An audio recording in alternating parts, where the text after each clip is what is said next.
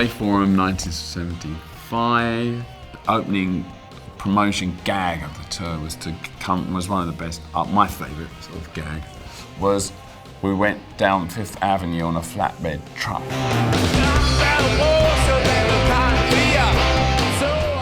And played whatever song we played, Brown Sugar probably or something, I don't remember. You know, obviously people looked as they passed, but being New York, didn't really care that much and sort of gave it a glance probably. The journalists that we hoped to cover this story of us playing outdoors weren't told about this, and they were put into a bar.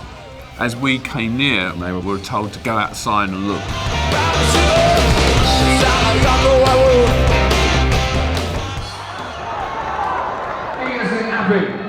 This show's at the LA Forum, which I always remember when it opened.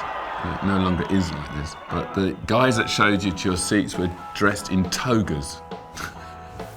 Because it was the LA Forum, get it? And the togas with little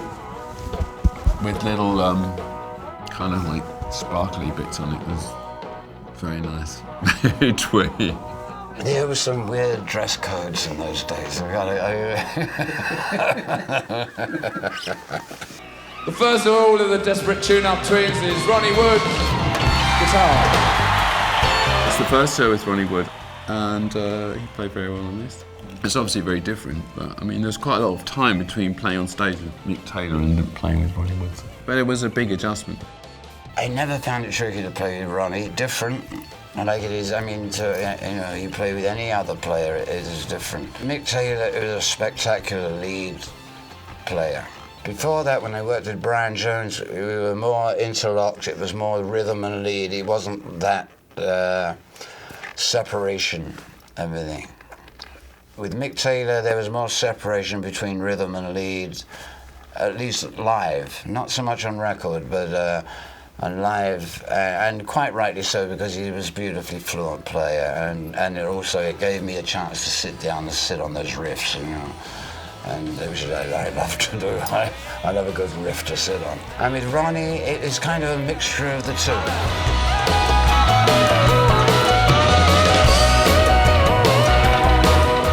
Ronnie had a lot of this, has the same qualities that I had worked with Brian Jones, which is a sort of more interlocking way of playing, but he also has some very nice bottleneck style and lead style as well. So Ronnie's in between Mick Taylor and Brian. You know, I mean, I just sit there and hammer out the chords, you know, and try and give them a push, you know. And after all, I wrote them.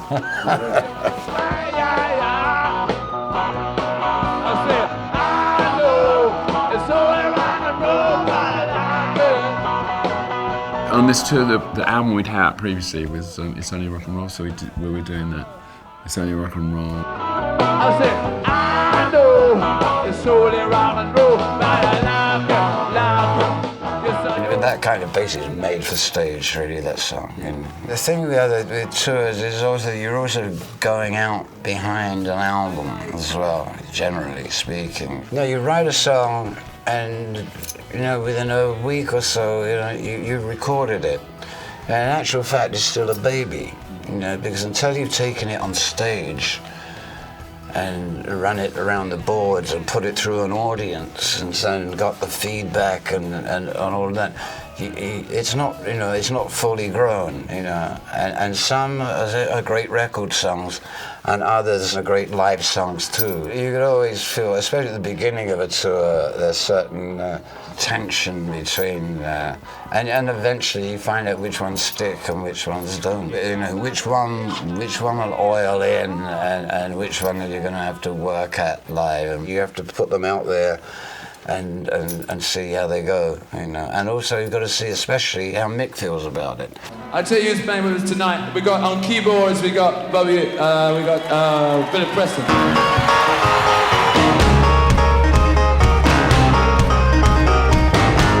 We had Billy Preston playing with us. It was fantastic. I used to go off and Billy would do whatever couple of tunes he would do. Will it go around in circles, out of space. This was the early days of sort of synthesizer stuff. So a lot of people hadn't really heard this kind of thing played live, you know. I would tease him a lot about his wigs, which he didn't like. He took it really good humour, but he didn't like it, so I had to like restrain myself. I had a lot of jokes when I introduced him about his wigs.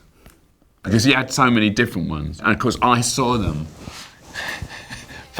And I would know which ones, and he would ask me if this one looked all right. And we also had a percussion player called Ollie Brown who played with Billy. And we had Steve Madeo. One section with Bobby Keys and Trevor Lawrence. We always had very, very strong ties with the Chicago blues guys, and Howlin' Wolf was one of them. Chester, which is his real name. We didn't go around saying, I say Howling, how you doing? You know what I mean? It was Ches. I mean, icon. I mean, you know, and his smokestack lightning and he played Little Red Rooster. Actually, first met him on a Jack Good Shindig show, like 1964 or 5, you know, some TV show. And that's where we first met each other. And we're the only other act on that TV show that knew anything about the blues, that knew him. We had a rapport with him. Later on, I once went to a party at Muddy Waters' house and miraculously woke up at Howlin' Wolf's house, and I still have no idea how that happened. But obviously some kind friends had transported me. No, you won't leave now. I refuse to let you go.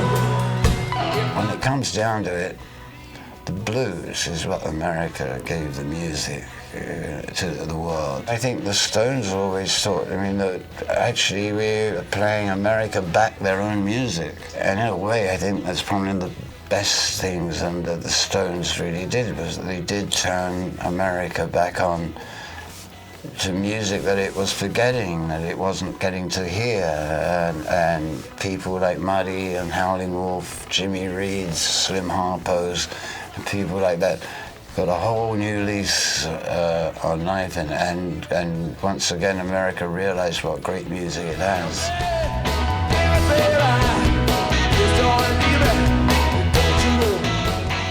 It's like taking coals to Newcastle, and, except Newcastle hadn't seen the coal before.